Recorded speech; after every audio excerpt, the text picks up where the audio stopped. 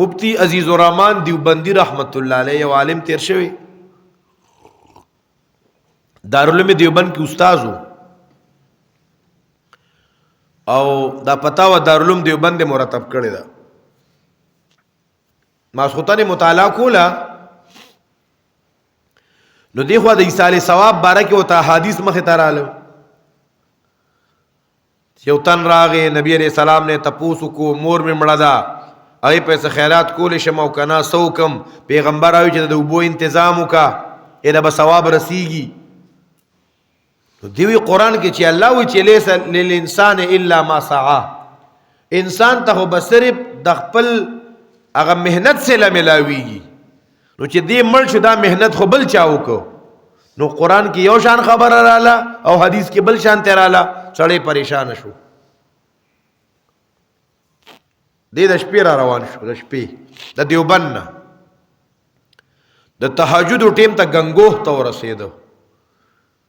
دا کوم نه چې دا کابر پاتې شوی دی دا کل نمونه ډېر خوان کوي ښا تانبون او غنګوه سهارنپور دیوبند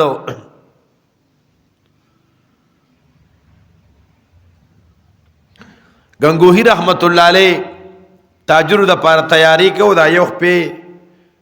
وینزل پورا کړیو دی بل خپې ته منتقل کېدو د وینزلو د پاره هغه ته متوجه کېدو چې دا سی وکړه الیک عزیز الرحمن تا ټیم څخه د شپې را روان شوی دا خو هغه تیږي او مسله را ترا پیغه شنو بیا آرام نه راتلو موږ خو غم کې نه تیرو مړه مسله نه مسلې خو دی الله اکبر کبیره وته وای سم مسله په وینځلا او وای سم مسله دی وته وجدي صالح ثواب بارکه قران کې راځي ليس للانسان الا ما سعى او احادیث کې صالح ثواب احادیث راغلي غنگوہی سے خپم وینځلا وته وی عزیز الرحمن دې کې څه مشکل دي اغه ليس للانسان دا مراد سعی ایمانی ده او دلته سعی عملی ده نو قبل سوک عملو کی نبلو کی دعا غواړي خیراتو کی نو مړو ته ثواب رسیږي البته کدی کی ایمان نو د بل چا ایمان پیدا نه ور کوي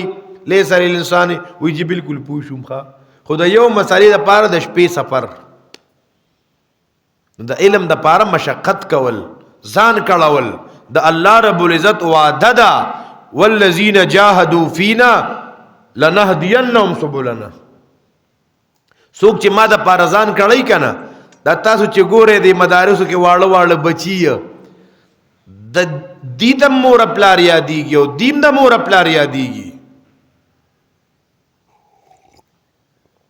ادا ماشومان لګي مور ورکوټي د طالب کما اوس د ماخام ډوړې د وښ کو سره خورما دا لګي دا قرباني مونږ سره مدرسه کې یو ماشومو هغه پلاری چاته کیسه کولا و دا یو بچی مې وو وزه چې ما واستن سملاستم نو ما با دیوال تمخ کې او دی بچی په سم ډېرو جړل دی بچی په سم مې و جړل بیا مې الله له مضبوط کو دغه دغه یو بچی مې وو ځانه مې جدا کړو دارنګ دک بچی بیا حافظانم شي او قاریانم شي او د دنیا آخرت د عزت سبب وګرځي بیا نو قربانی بکې طالبم قربانی کوي دانه چې د کتاب نشتا او طالب علم او عالم د دې په تسلسل ساتي دی په مطالعه کوي دانه چې په مدرسه کې منبت درس نظامی کتاب باړم تکرار بکوم بیا به کتاب نه رالم تفسیر به نه رالم اس مطالعه به نه کوم او خدای علم من نصیب کېو نصیب مینه کې د امزول پیغورونه او چې به علم کوړه زم جړه راځي نه لک ځانم کړه کنه مشقت کوانو د علم په حاصلولو کې مشقت کول خوبونه قربان